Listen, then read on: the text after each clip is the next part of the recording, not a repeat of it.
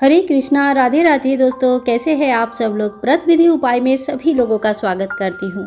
दोस्तों, आज की वीडियो बहुत विशेष है और आज हम बात करेंगे कि जन्माष्टमी के दिन पूरे दिन की दिनचर्या इनका यानी कि दिन का जो शेड्यूल होता है वो किस तरह से रहना चाहिए। तो चलिए शुरू करते हैं आज का वीडियो बहुत ही इन्फॉर्मेटिव होने वाली है और सभी क्वेश्चंस का आंसर आपको इस वीडियो में मिल जाएगी। तो कृपया पूरा सुने और चलिए ज़्यादा समय नहीं लेके अब शुरू करते हैं आज की वीडियो। सबसे पहले जन्माष्टमी है, हमारे लाडले का बर्थडे है, तो बहुत ही सुबह सुबह जो है बहुत ही प्यार से ठाकुर जी को नींद से उठानी है। प्यार से बोलो, ठाकुर जी उठो, आज तो आपका बर्थडे है। ठाकुर जी को उठाए, एक हल्का सा टॉवल लेके हाथ पैर थोड़ा सा फेस वगैरह पोंछ दीजिए, साफ़ कर दीजिए और सिंहासन में विराजमान करें।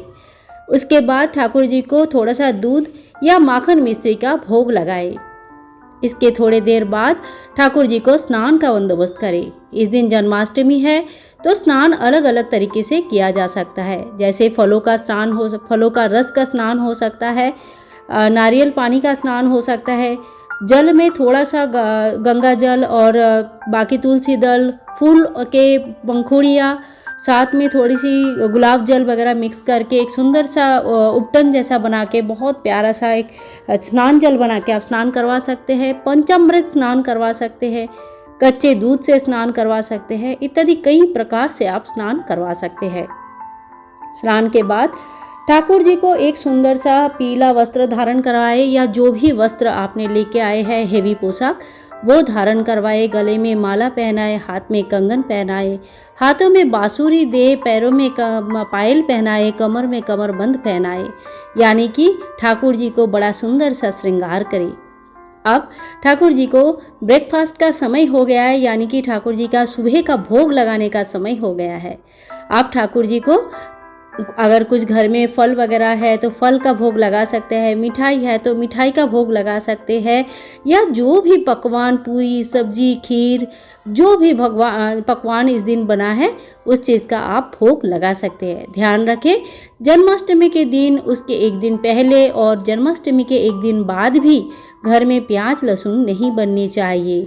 घर एकदम शुद्ध शाकाहारी होनी चाहिए और सभी भोजन सात्विक तरीके से बनना चाहिए। चाहे आप उपवास करो या ना करो, अपने खाने पीने में परहेज रखें और खाना वैसे ही खाइए जिस खाना को खा के आप ठाकुर जी के सामने जा सकते हैं, उनकी सेवा कर सकते हैं। कहने का मतलब लहसुन, प्याज, मद, मदिरा, मांस इत्यादि का त्याग कर दे। ठाकुर जी को सवेरे का भोग चढ़ाए, पूजा करें, पंचोपचार पूजा करें।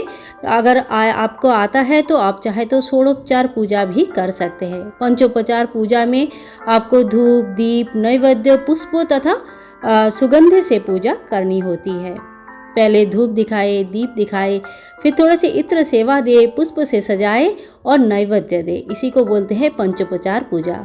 फिर ठाकुर जी को भोग लगाने के बाद दोपहर का तैयारियां कर ले, क्या क्या खाना बनाना है, ठाकुर जी को क्या भोग लगाना है। आज तो बर्थडे है तो आज तो खास कुछ बनना चाहिए। घर में जिसके यहाँ पे जो भी रिवाज है या जो भी परंपरा है उस हिसाब से आप घर पर खाना बना सकते हैं। आप चाहे तो दाल, चावल, सब्जी और उसके साथ थोड़ी सी दही, मिठाई, पापड़, चाटनी, अचार का एक थाली बनाकर ठाकुर जी को भोग लगा सकते हैं। या तो फिर आप पूरी, सब्जी, मिठाई, दही की भोग लगा सकते हैं, या आप अगर सिर्फ फलाहारी भोग लगाना चाहते हैं तो फल मिठाई का भोग भी लगा सकते हैं। तो ये आपकी परंपरा, इच्छा और सामर्थ्य के हिसाब से आप ठाकुर जी को दोपहर का भोग लगाए। फिर ठाकुर जी को दोपहर का भोग लगाने के बाद अपनी तैयारियों में लग जाए और ध्यान रखें इस दिन पूरे दिन जो है घर में सुख शांति रहे, इस तरह से बातें करें। ऐसी कोई बातें ना करें जिससे द्विमत होने का चांसेस है, यानी कि दो मत जब हो जाता है तो झगड़ा, लड़ाई होने के चांसेस है, तो ये सब अवॉइड करनी चाहिए। आज हमारे परम गुरु भगवान श्री कृष्ण का जब जन्मदिन है, उस दिन को भव्य करके घर में सिर्फ आनंद ही आनंद होना चाहती है। तो अब देखिए शाम होने वाले हैं। शाम को क्या करेंगे, हम धूप दिया करेंगे, मतलब डेली जैसे पूजा करते हैं वैसे ही हम पूजा करेंगे शाम का। और इसके बाद जो लोग जन्म करवाते हैं भगवान जी को, वो भगवान जी का जन्म का प्रोसेस शुरू कर देते हैं।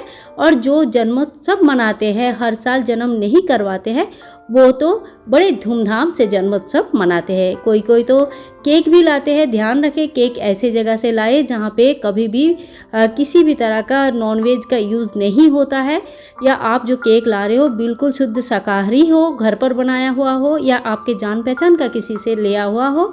ऐसे केक बहुत लोग लाते हैं और ठाकुर जी का बर्थडे के लिए केक कटिंग भी करते हैं। तो ये देखिए, अपने अपने भाव है, श्रद्धा है, ये कोई नियम के अंदर नहीं आता है, लेकिन अगर आपको ऐसा अच्छा लगता है तो आप कर सकते हैं। शाम को धूप दिया होने के बाद जो लोग जन्म करवाएंगे वो एक टोकरी में फूलों की आसन बिछाए, यानी कि टोकरी में बहुत सारे फूल रखें और ठाकुर जी को उसी में सुला दे। साथ में एक डंठल वाली जो ककड़ी होती है, खीरा होता है, अलग अलग जगह पे अलग अलग नाम से जाना जाता है, तो इस खीरा को रख दे साइड में ठाकुर जी के साथ ही। ये प्रोसेस लगभग 7 साढ़े 7 के बीच शुरू होता है। और इसी में टोकरी में जब ठाकुर जी को फूलों में और ककड़ी बाजू में ककड़ी रख के सुला दिया जाता है, तो ऐसे माना जाता है कि ठाकुर जी आप सो गए हैं और अब इनका जन्म होगा रात की 12 बजे।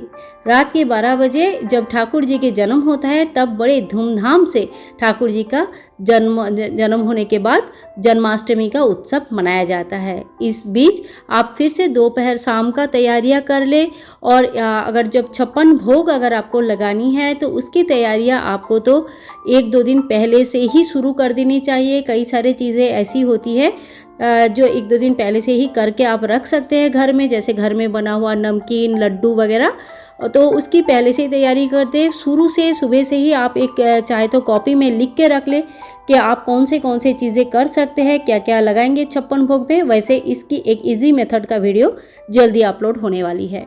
इसी तरह से शाम को पूरी भोग की तैयारी के साथ साथ में ठाकुर जी की झांकी सजा ले।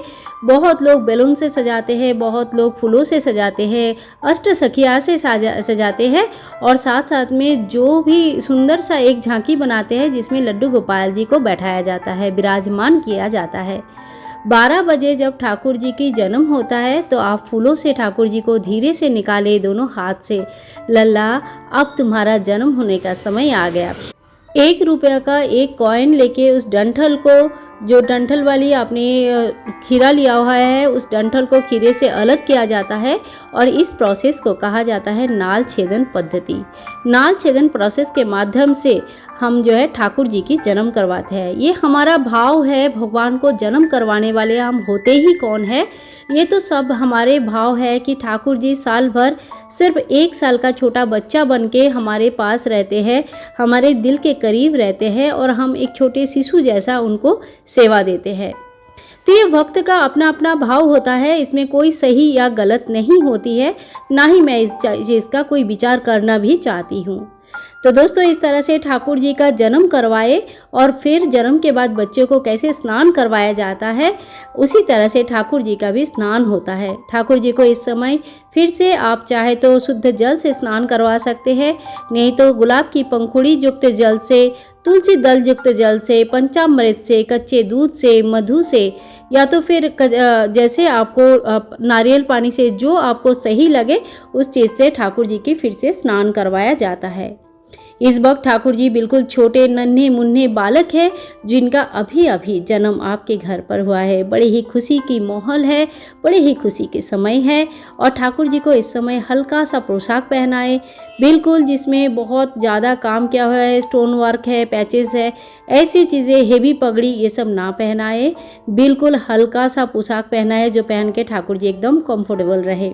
आपने जो भी हेवी ड्रेस लाए हैं वो सारे गहने, वो सारी चीज़ें आपको सुबेरे पहनाना चाहिए, सुबेरे ही पहना के शाम तक पहना के रखना चाहिए। ठाकुर जी को जब फूलों के अंदर रखेंगे, जब ककड़ी के साथ रखेंगे, खीरा के साथ रखेंगे जन्म से पहले, तब उनको कुछ भी वस्त्र पहना के नहीं रखा जाता है। बच्चे का जन्म जब होता है तब वो निर्वस्त्र होकर जन्म लेता है।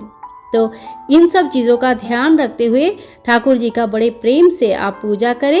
इसके बाद जब ठाकुर जी का जन्म होगा, स्नान हो जाएगा, वस्त्र पहन के तैयार हो जाएंगे, तब उनकी पंचोपचार पूजा करें। अगर आता है तो षोडोपचार पूजा भी आप कर सकते हैं। पूजा होने के बाद ठाकुर जी का जो भोग प्रसाद होता है बच्चों में वितरण कर दे, अड़ोस पड़ोस में भी दे, जो भी आपके घर आए हुए हैं मेहमान उनको दे। और बच्चों को भी इस दिन बहुत अच्छे से राधा कृष्ण का ड्रेस में सजाया जाता है। बड़ी धूमधाम से इस दिन की जो जन्माष्टमी के जो उत्सव है ये मनाया जाता है। आपको अगर उपवास करना आता है, उपवास करके पूजा करना संभव है आपके लिए, तो आप उपवास करके पूजा करें। अगर शरीर साथ नहीं देता, स्वास्थ्य सही नहीं है या कुछ ऐसा सिचुएशन है जिसमें उपवास करना सही नहीं है, तो आप बिना उपवास करके फल खा के और जो व्रत की सामग्री होती है, व्रत के सामान खा के भी आप चाहे तो इस पूजा को कर सकते हैं। अल्टीमेटली ठाकुर जी के इस पूजा में आपको एंजॉय करना है। किसी की बर्थडे है, दुखी होके या तकलीफ में रह के नहीं, हमको तो इस दिन के लिए हम तो इंतज़ार करते हैं। इस दिन को हमें बड़े प्रेम से धूमधाम से मनाना चाहिए। दोस्तों, ये थी ठाकुर जी के जन्माष्टमी की पूरे दिन की दिनचर्या। अगर आप लोगों को वीडियो अच्छी लगी है तो लाइक करें, शेयर करें, कमेंट करें, चैनल को सब्सक्राइब करके रखें। ऐसे बहुत सारे इन्फॉर्मेटिव वीडियो जल्द आने वाली है। मिलते हैं नेक्स्ट वीडियो में, तब तक के लिए हरे कृष्णा, राधे राधे।